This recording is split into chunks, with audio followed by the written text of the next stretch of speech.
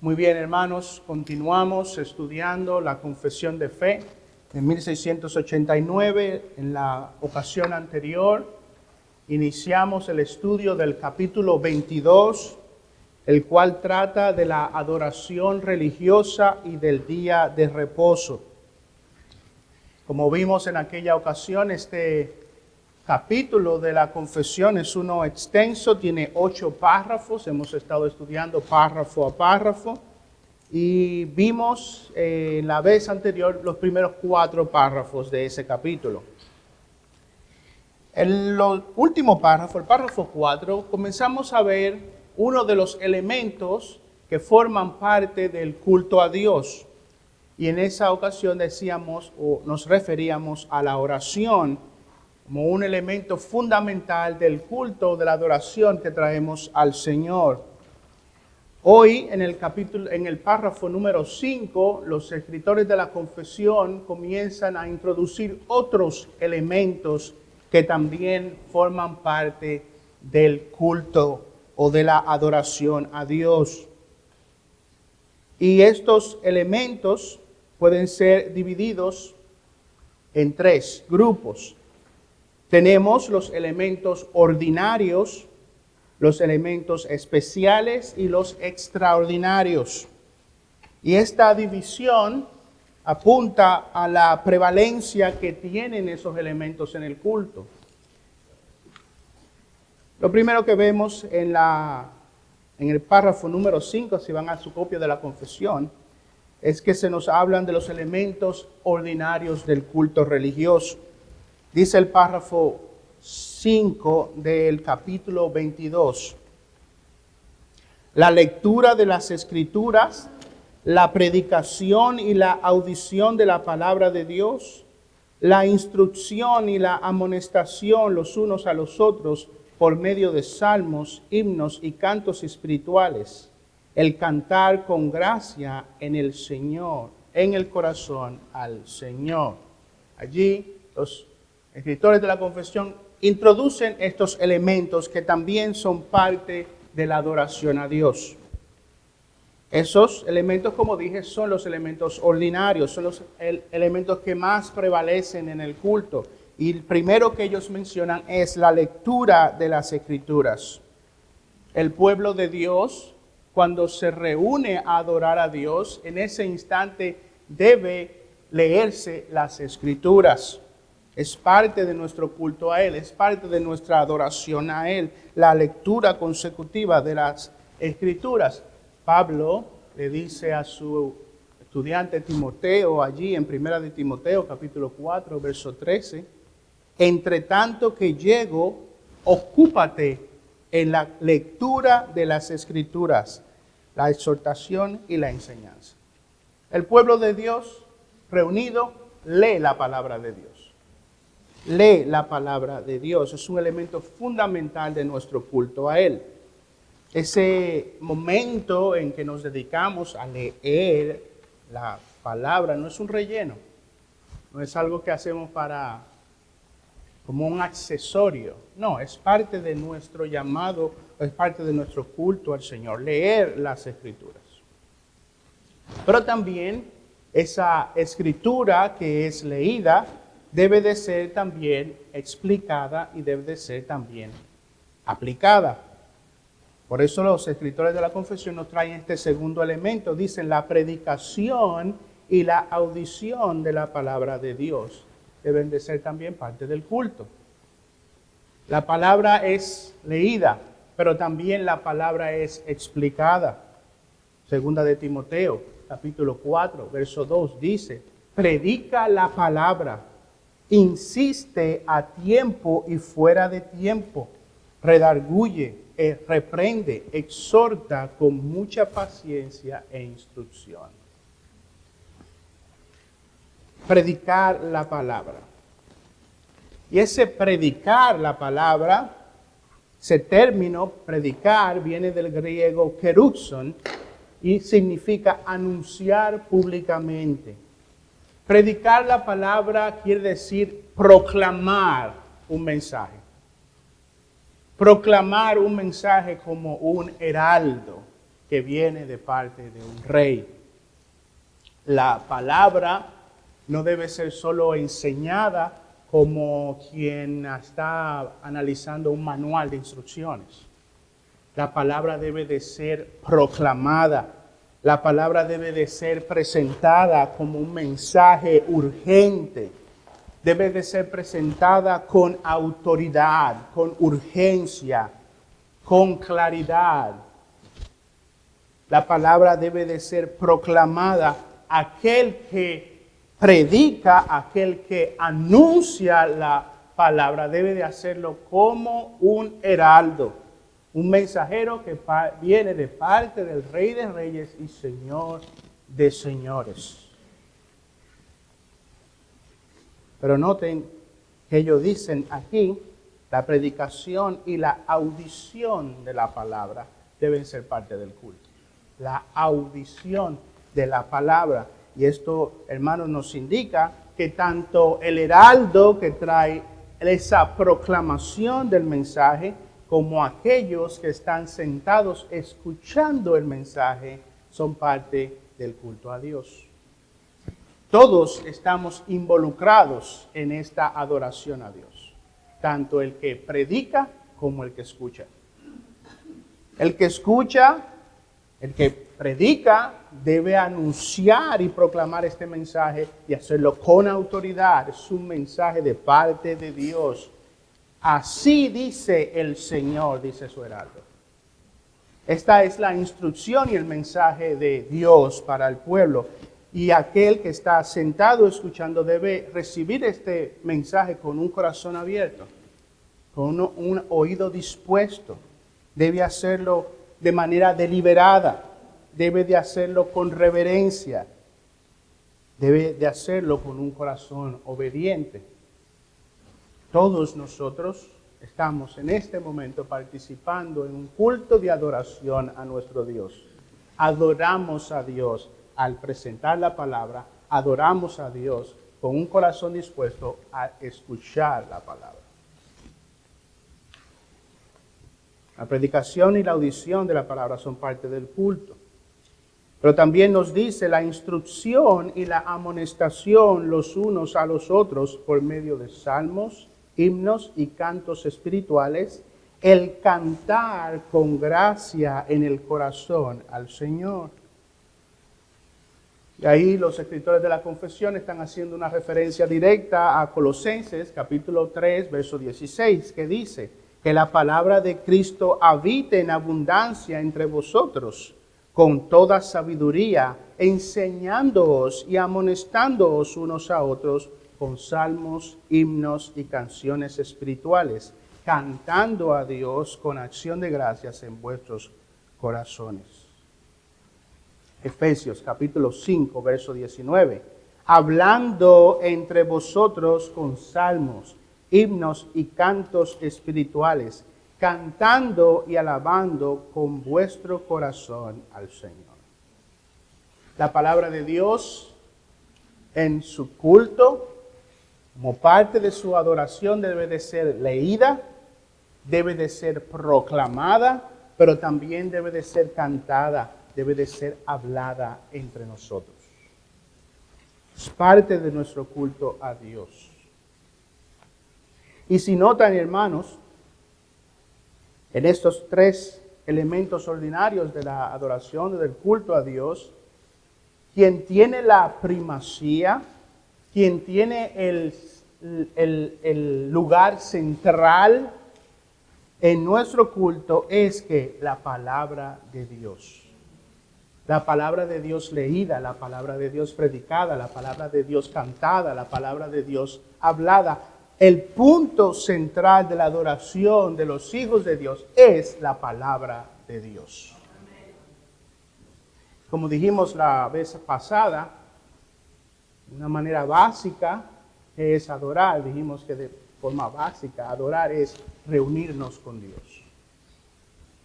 Nosotros hemos sido convocados por Dios a este lugar. Venimos a reunirnos con Él. Y nosotros traemos a este lugar sacrificios espirituales. primer sacrificio que traemos o que debemos traer es todo nuestro ser. Toda nuestra atención, todo nuestro corazón, nuestros oídos están atentos a adorar a Dios, dispuestos a adorar a Dios. Ese es el primer sacrificio que traemos.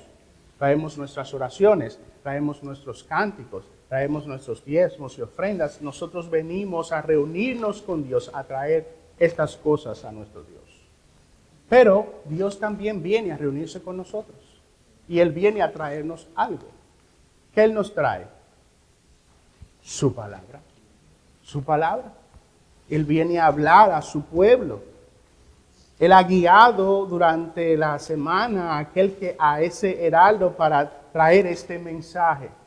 Y Él viene y lo anuncia. Cristo, el Señor, viene y se hace presente en medio de nosotros para traernos su palabra. Así que cuando vemos estos elementos primordiales del culto y pensamos en la realidad de que es el Señor que nos ha traído su palabra, cuando pensamos que la palabra debe ser el elemento central, entonces comenzamos a entender que traer otras cosas al culto que no son la palabra son en cierto modo una forma de rechazar a Dios. Lo primordial es la palabra. Y cuando tomamos tiempo del culto para danzas, para pantomimas, para espectáculos de magia, para historias personales, es como si estuviésemos diciéndole a Dios, sabes que esto que es lo principal, esto que tú nos estás trayendo aquí, esto no nos interesa tanto. A nosotros nos interesan estas otras cosas que apelan más a nuestros sentimientos y a nuestros deseos. Es un desprecio a Dios dedicar tiempo a estas cosas, porque lo central en la reunión, en el culto a Dios, es y debe ser la palabra de Dios. La palabra de Dios. Muy bien, la palabra es el elemento principal. La palabra leída, predicada, hablada, cantada, son esos elementos ordinarios del culto. Pero tenemos también estos elementos especiales del culto a Dios. Dice la confesión, como también la administración del bautismo y la cena del Señor. Todas estas cosas son parte de la adoración religiosa a Dios que ha de realizarse en obediencia a Él. Aunque el bautismo no se realiza constantemente en las iglesias, sigue siendo una parte esencial del culto a Dios. Mateo capítulo 28, verso 19 nos dice, id pues y haced discípulos de todas las naciones, y ahí el Señor ordena, bautizándolos en el nombre del Padre, del Hijo y del Espíritu Santo. No es un elemento que se hace presente en todos los cultos, pero cuando bautizamos estamos trayendo adoración a nuestro Dios también. Es parte del culto a Dios. De igual manera, la cena del Señor es parte integral de ese culto corporativo. Corintios capítulo 11, verso 23, dice, porque yo recibí del Señor lo mismo que os he enseñado, que el Señor Jesús, la noche en que fue entregado, tomó pan y después de dar gracias lo partió y dijo, este es mi cuerpo que es para vosotros, haced esto en memoria de mí. De la misma manera tomó también la copa después de haber cenado, diciendo, esta copa es el nuevo pacto en mi sangre, haced esto cuantas veces la bebáis en memoria de mí. Es una ordenanza del Señor, tomar esta cena. Es parte del culto. Verso 26, porque todas las veces que comáis este pan y bebáis esta copa, la muerte del Señor, dice, proclamáis, anunciáis hasta que Él venga. Así que tenemos estos elementos ordinarios que son más prevalentes en el culto. Tenemos estos elementos especiales, el bautismo y la cena del Señor, pero también tenemos una forma, los escritores de la confesión nos hablan de la forma apropiada de presentar estos elementos. Dice, con entendimiento, fe, reverencia y temor piadoso, además la humillación solemne. Ese es el corazón que debemos de tener al traer estos elementos en el culto a Dios.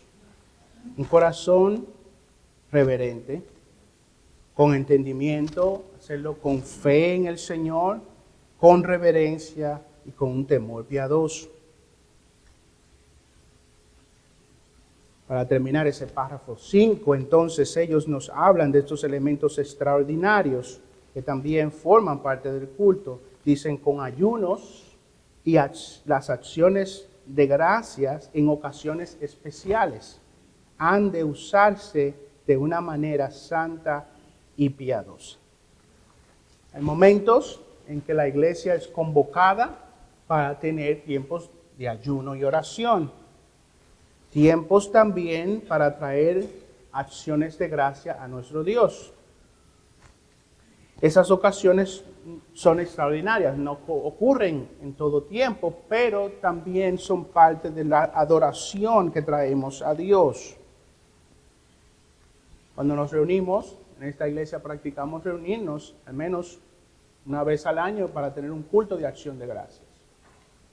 Y con cierta frecuencia las iglesias, pastores determinan cuando hay momentos especiales donde la iglesia debe de venir a ayunar y orar.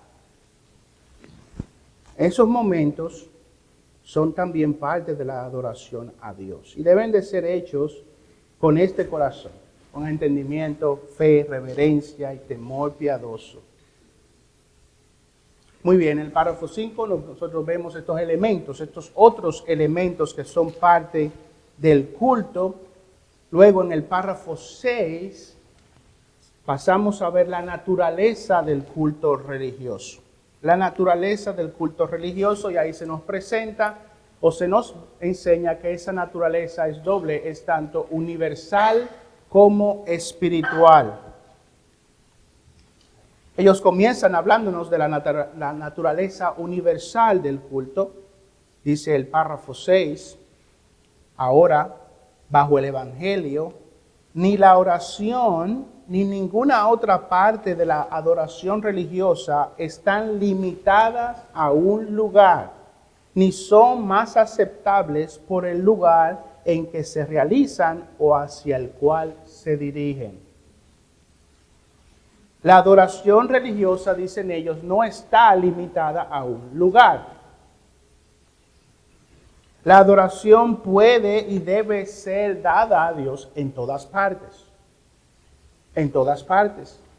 Nosotros no estamos circunscritos al 5510 de Tonnelle y Abel. Y nuestra adoración solo ocurre cuando estamos en el 5510 de Tonnelle y Abel. No es así. La adoración no se limita a un solo lugar. Cristo apuntó de manera indirecta a esta realidad en Juan capítulo 4, verso 20, cuando estaba teniendo esta conversación con la mujer samaritana. Ella le dice al Señor Jesucristo, verso 20, nuestros padres adoraron en este monte, y vosotros decís que en Jerusalén está el lugar donde se debe adorar. Jesús le dijo, mujer, créeme, la hora viene cuando ni en este monte ni en Jerusalén adoraréis al Padre. El Señor no está diciendo que no va a haber ningún lugar donde se va a adorar. Al contrario, Él está ahora diciendo, ya no estará circunscrito a una ubicación geográfica específica. La adoración ya no será limitada a un lugar específico. El lugar para la adoración a Dios está determinado por la presencia especial de Dios.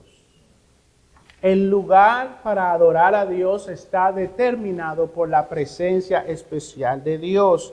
En otras palabras, donde Él está, allí donde Él se encuentre, ahí Él debe ser adorado. Donde Dios está, allí Él debe ser adorado. La pregunta es, ¿dónde está la presencia especial de Dios? ¿Dónde está la presencia especial de Dios? Mateo capítulo 18, versículo 20. Donde están 2 o 3 reunidos en mi nombre, allí estoy yo en medio de ellos. Donde está el pueblo de Dios, unidos para adorar a Dios, Él se hace presente allí. Ya no está circunscrito a un templo, sino está circunscrito al lugar donde el pueblo de Dios se ha reunido para adorarle. Él allí se hace presente y Él allí debe ser adorado. Esto quiere decir que nosotros somos ahora el templo de Dios. Nosotros, su iglesia, somos el lugar especial de la presencia de Dios. Cada domingo, cuando los hijos de Dios se reúnen, ese lugar donde ellos están constituye y viene a ser el lugar de su presencia especial. Puede ser en China, puede ser en la India, puede ser en República Dominicana, puede ser en Haití, puede ser en cualquier lugar, puede ser en cualquier parte del mundo. Donde están los hijos de Dios reunidos para adorarle, Él está allí en medio de ellos. Y Él allí debe ser adorado.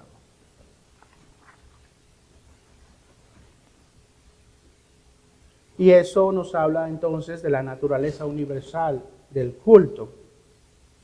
Pero también los escritores de la confesión nos hablan de la naturaleza espiritual. La naturaleza espiritual del culto. Dice la confesión, sino que Dios ha de ser adorado en todas partes, en espíritu y en verdad. En espíritu y en verdad. Señor Jesucristo, continuando con en su conversación con la mujer samaritana, y en el verso 22 dice, vosotros adoráis lo que no conocéis. Nosotros adoramos lo que conocemos, porque la salvación viene de los judíos. Pero la hora viene, y ahora es, cuando los verdaderos adoradores adorarán al Padre en espíritu y en verdad, porque ciertamente a los tales el Padre busca que le adoren. La adoración a Dios no se trata de elementos externos, no se trata de rituales superficiales. La adoración a Dios debe ser en espíritu, debe ser con todo nuestro ser, debe de ser con todas nuestras capacidades, debe ser con todo lo que somos. Viene ahora a estar en la presencia de Dios para adorarle, pero debe de ser en verdad, debe ser conforme a la palabra de Dios. Debe de ser conforme a aquello que Dios ha revelado. La adoración a Dios es universal. Puede ser hecha en todas partes, en cualquier lugar donde los hijos de Dios están reunidos para adorarle. Él está allí. Es universal, pero es en espíritu y es conforme a su palabra. Y los escritores de la confesión recalcan aún más esto al hablarnos de diversas instancias en las que esta adoración puede ser hecha. Dice el párrafo 6, tanto en cada familia en particular, diariamente, como cada uno en secreto, por sí solo, así como de una manera más solemne en las reuniones públicas. Perdón, dije en la manera universal, pero ellos están apuntando realmente aquí al aspecto espiritual de la adoración. Esa adoración que debe ser dada a Dios en espíritu y en verdad, debe ser dada de esa manera, en espíritu y conforme a su palabra, tanto en las reuniones familiares como en secreto, así como de manera más solemne en las reuniones públicas.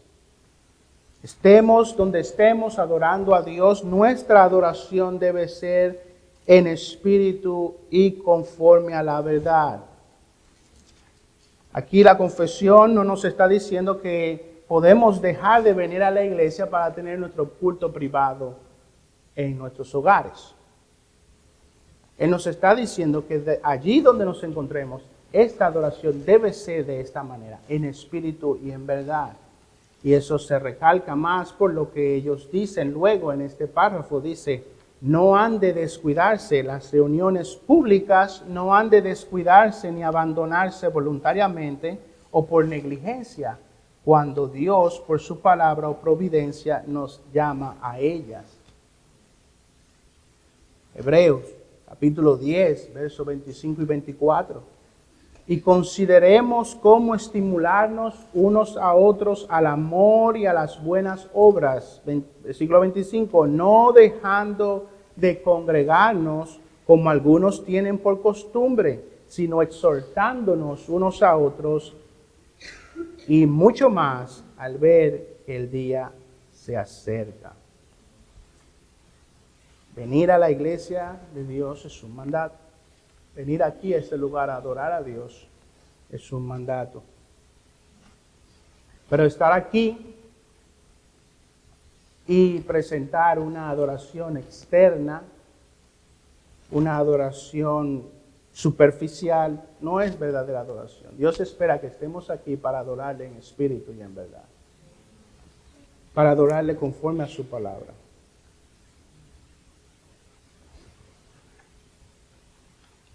Muy bien, hermanos, entonces en el párrafo 6 vimos la naturaleza de esta adoración. Ahora en el párrafo 7, los escritores de la confesión pasan a hablarnos del día designado para el culto religioso.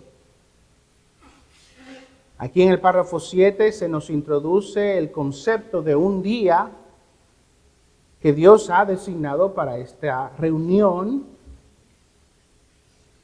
donde venimos a adorarle en espíritu y en verdad. Y aquí ellos nos hablan de su obligación, nos hablan de la designación de ese día y nos hablan de la perpetuidad del día.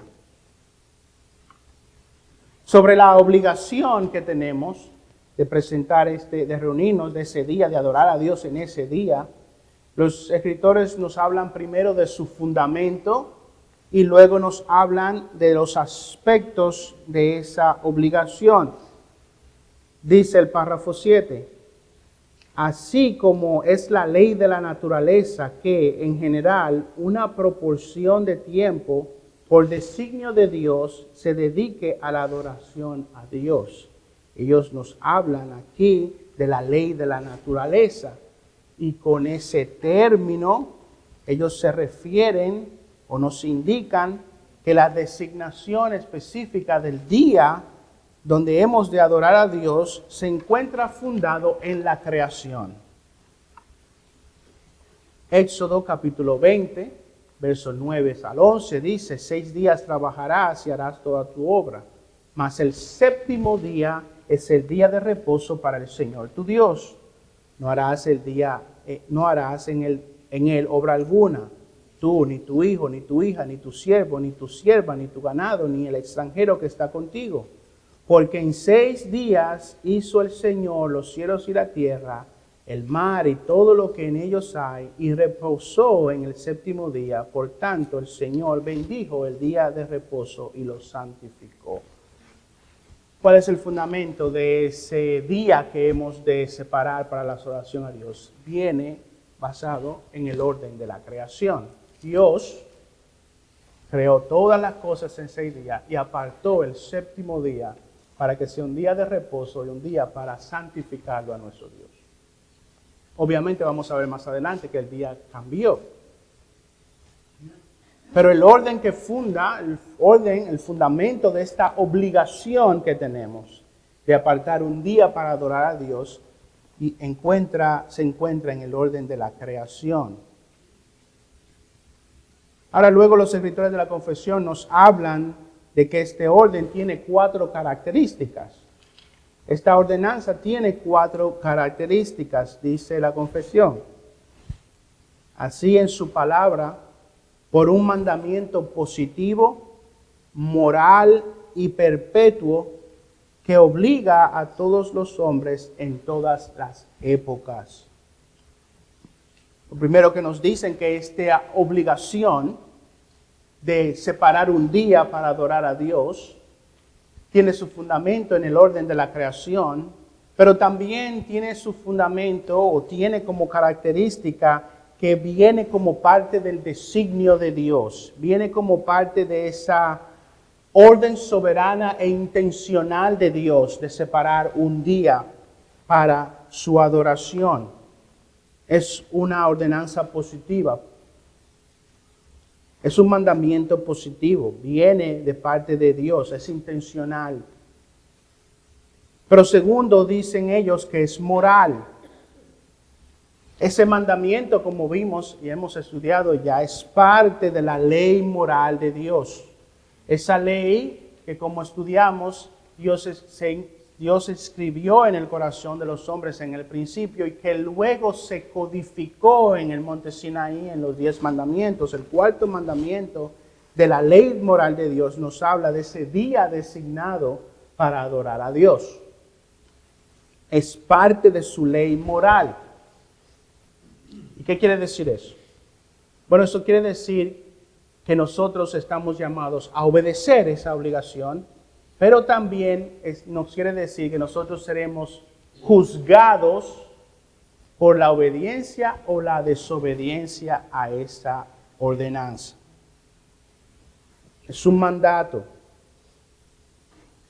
Y es un mandato, en tercer lugar, que tiene como característica su perpetuidad. No es un mandamiento que caduca o que expira con el tiempo. Ellos dicen ahí es moral, es positivo, moral y perpetuo. Es una ordenanza que Dios estableció desde el principio para siempre.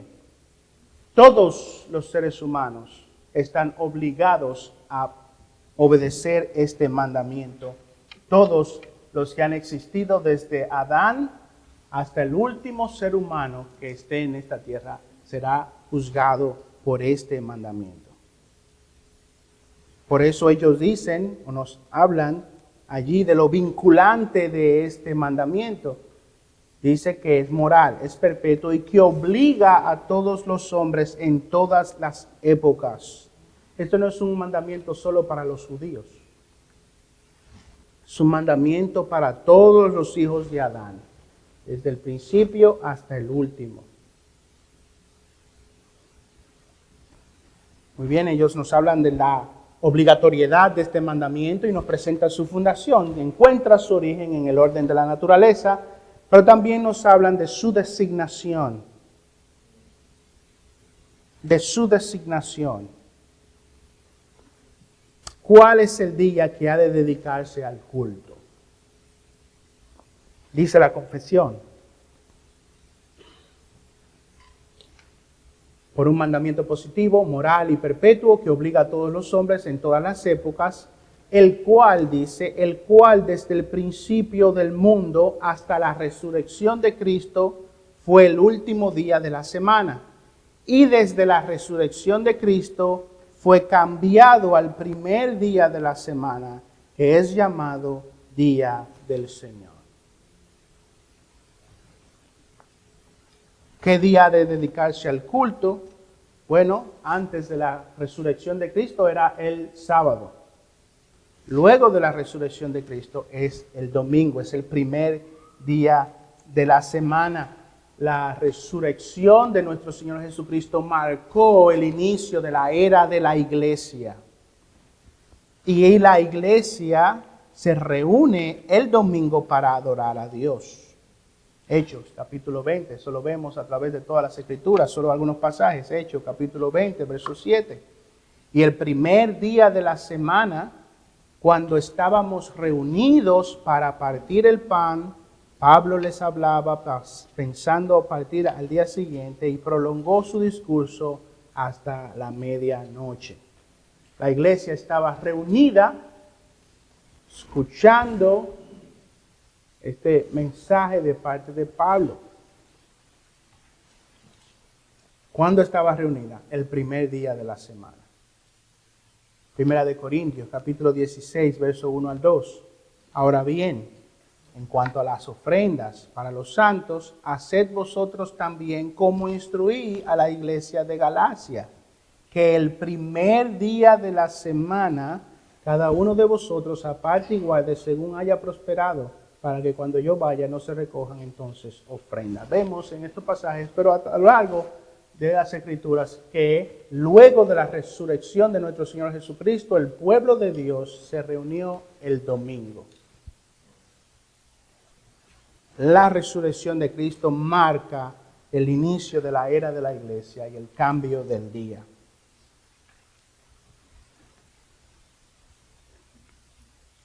Muy bien, vimos la obligación de guardar el día, vimos la designación del día y por último, brevemente, vemos la perpetuidad del día. Ya hablamos de eso. Dice la confesión, y debe ser perpetuado hasta el fin del mundo, como el día de reposo cristiano, siendo abolida la observancia del último día de la semana. Ya no nos reunimos los sábados, ahora nos reunimos los domingos y esa ordenanza, esa reunión es perpetua hasta que el Señor Jesucristo vuelva. Ojalá vuelva un domingo y nos recoja todos juntos. Muy bien.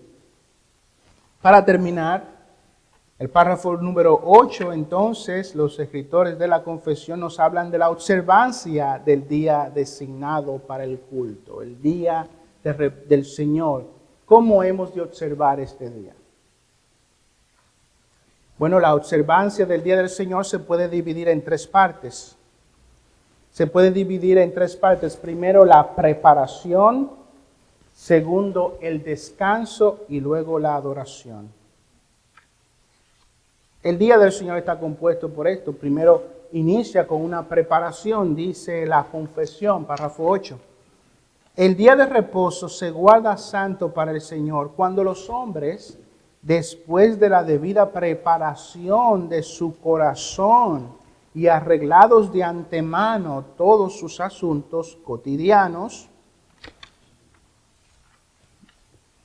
observan un santo descanso. Ok, aquí nos hablan de la preparación. En otras palabras, lo que los escritores de la confesión quieren decirnos con esto, hermanos, que no podemos vivir desconectados de la realidad de que el día del Señor se acerca. Nosotros debemos de tener una apropiada preparación. No se trata de que nosotros podemos hacer lo que querramos. Estamos el sábado a las 11:50 participando de todo lo que hacemos de manera secular, de nuestros trabajos, de nuestras fiestas, de cualquier otra cosa que estemos haciendo, y estamos mirando el reloj, son las 11:59, 12 de la noche, entra el día de reposo y de repente paramos, como si fuéramos máquinas. No funciona de esa manera. Hay una preparación, hay una anticipación del día de reposo. Hay un añoro, un deseo que nos lleva a mirar el día del Señor con anticipación y por ello nos vamos preparando. Vamos preparando nuestros corazones. Vamos poniendo a un lado todos nuestros afanes y todas las cosas a las que nos dedicamos durante la semana. Hay personas que preparan su ropa el día antes para poder tenerla lista para el día antes que viene. Día de reposo. Hay personas que cocinan antes, hay personas que hacen todo tipo de cosas para preparar, anticipar y recibir el día. No somos máquinas. 12:59, día de reposo, y ahora entramos en esta modalidad. No, hay una preparación para el día. Y otro elemento del día de reposo entonces es la parte del descanso. Es la parte del descanso. La debida preparación de su corazón y arreglados de antemano todos sus asuntos cotidianos. No solamente observan un santo descanso durante todo el día de sus propias labores, palabras y pensamientos acerca de sus ocupaciones y diversiones seculares. El día del Señor implica, hermanos, dejar de lado todo aquello que nos desvía de la adoración a Dios. Dejar de lado todas estas actividades seculares para dedicarnos a la adoración, con el propósito de dedicarnos con todo nuestro ser a adorar a Dios. Acuérdate del día de reposo. para santificarlo, dice la palabra. Acuérdate. Esto es, hermanos, lo que implica dejar de lado. Dejamos de lado nuestros trabajos y actividades. Dejamos de lado todo aquello que se convierte en un impedimento para adorar a Dios con todo nuestro ser. Dejamos de lado aquellas cosas que se convierten en un estorbo para meditar en Dios, para descansar, para que nuestras conversaciones estén permeadas de las bendiciones de Dios, para que nuestro corazón, nuestro oído esté dispuesto para escuchar la palabra de Dios. No puedo venir aquí a adorar a Dios y debo adorar a Dios con todo nuestro ser y debo adorar a Dios prestando de forma audible, debo de estar prestando atención a la palabra de Dios, pero no me preparé, me acosté a las 2 de la mañana porque estaba haciendo otra cosa y ahora estoy aquí durmiéndome mientras el pastor Ariel está hablando. No estoy escuchando la palabra de Dios con atención, con un corazón tranquilo, absorbiendo lo que se me está diciendo, porque dejé la estufa prendida y no sé si se me va a quemar el arroz. No puede ser. Dejo de lado todo aquello que me impide venir completamente a adorar a Dios. Y eso es parte del descanso. Ahora, algunos han convertido este asunto de dejar de lado todas nuestras actividades seculares en una gran oportunidad para el legalismo, donde nos preocupamos más por elaborar una larga lista de cosas que no podemos hacer, una lista detallada de prohibiciones. Y eso, hermanos, también niega el propósito del día del Señor. Miren cómo lo explica un pastor que está en esta cita parafraseando a Calvino. Dice, la idea no es preocuparse por una larga lista de cosas que no se pueden hacer. Ese no es el punto. El punto es dejar de lado todo lo relacionado con tu recreación secular, trabajo secular, dejar de lado todo lo relacionado con tu trabajo, para que puedas ser libre para entregarte a la adoración a Dios. El propósito de este dejar de lado no es atarte ni encadenarte. El propósito es hacerte libre. Es para librarte de estas cosas. No para que te preocupes por lo que no puedes hacer, sino para que no te desvíes en ello. Para que tu mente esté en Dios, en su obra y en su gloria.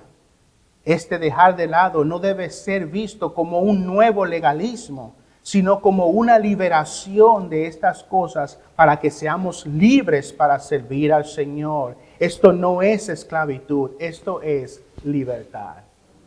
Libres. Libres, somos libres para poder dedicarnos por completo a Dios. Cuando lo vemos desde esta perspectiva, el día del Señor no se vuelve un asunto carga, no se vuelve una carga.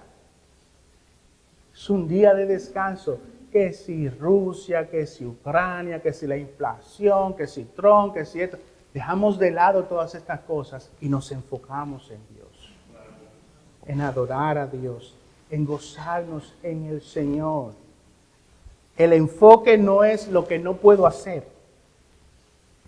El enfoque ¿es esto un impedimento para que yo pueda llevar mi corazón y mi mente y todo mi ser en adorar a Dios?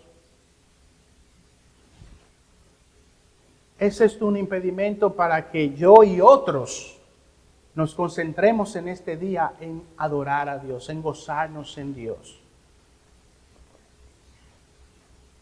Esa es la mente, y verlo como libertad, libre de todos estos afanes, libre de todas estas cosas que durante la semana nos impiden entregarnos a Dios por completo. No es esclavitud, es libertad. Y en último lugar, entonces, ellos nos hablan de la adoración. Dice, no solamente observan un santo descanso durante todo el día de sus propias labores, palabras y pensamientos acerca de sus ocupaciones y diversiones seculares, sino que también se dedican todo el tiempo al ejercicio público y privado de la adoración de Dios y a los deberes de necesidad y misericordia. Y con ellos los escritores de la confesión nos dejan claro que la idea de esta liberación que hemos recibido ahora, de esta liberación de nuestras afanes seculares, no es para que nos quedemos sin hacer nada. Es para dedicarnos a Dios. Pero también es para dedicarnos a las obras de necesidad, misericordia y benevolencia. Es una gran oportunidad para mostrar a Dios a otros, para mostrarles las bondades de Dios a los demás. Visitando a los enfermos, predicándole a los inconversos, compartiendo con nuestros familiares para que ellos vean la bondad del Señor, hablándole a otros del Señor. Ahora no tengo que estar afanado porque tengo que regresar al trabajo, porque tengo que salir a las 6, cuando llegue a la casa tengo que hacer esto y lo otro. Hoy soy libre para adorar a Dios y para mostrar misericordia y benevolencia para los demás.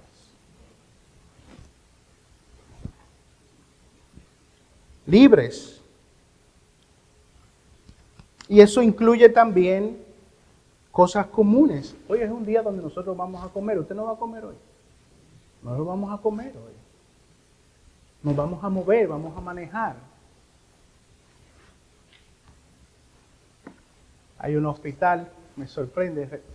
Esto debe existir en otros lugares, pero yo lo conozco en un hospital, donde hay un elevador. Le llaman el elevador del sábado. Y él va piso por piso. Sube, abre la puerta, cierra, sube, abre la puerta, cierra, sube. Es automático.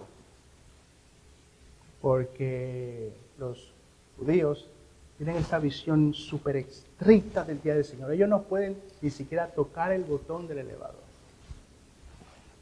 Eso no es libertad, eso es esclavitud. Y el Señor nos ha liberado de esa esclavitud. Hoy es un día donde nos vamos a mover, donde vamos a comer, donde vamos a compartir, donde venimos a ser libres para en todo lo que hagamos adorar a Dios. No es una lista excesiva de cosas que no podemos hacer. Marcos, capítulo 2, versos 27 y 28.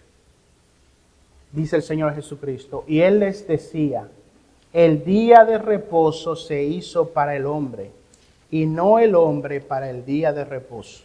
Por tanto, el Hijo del Hombre es Señor aún del día de reposo. Miren cómo William Hendricks explica este pasaje. Dice, no es el día de reposo, sino el hombre lo que fue creado primero. Luego vino el día de reposo.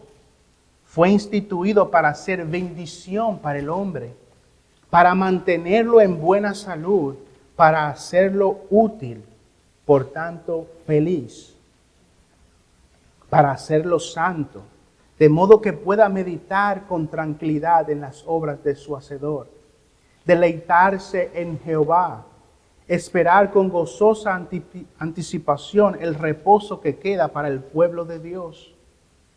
Pero por medio de tantos reglamentos minuciosos y a veces absurdos, restricciones enfadosas y onerosas, incluyendo la que prohibía a personas calmar su hambre arrancando espigas en ese día, los rabíes estaban transformando el sábado en un cruel tirano y al hombre en esclavo de ese tirano, como si el propósito de Dios hubiera sido en realidad hacer al hombre para el día de reposo en lugar del día de reposo para el hombre.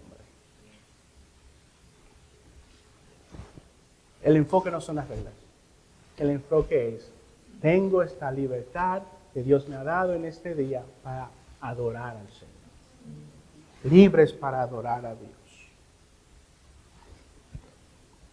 Quiero culminar leyendo Isaías 58, versos 13 y 14. Dice, si por causa del día de reposo apartas tu pie para no hacer lo que te plazca en mi día santo.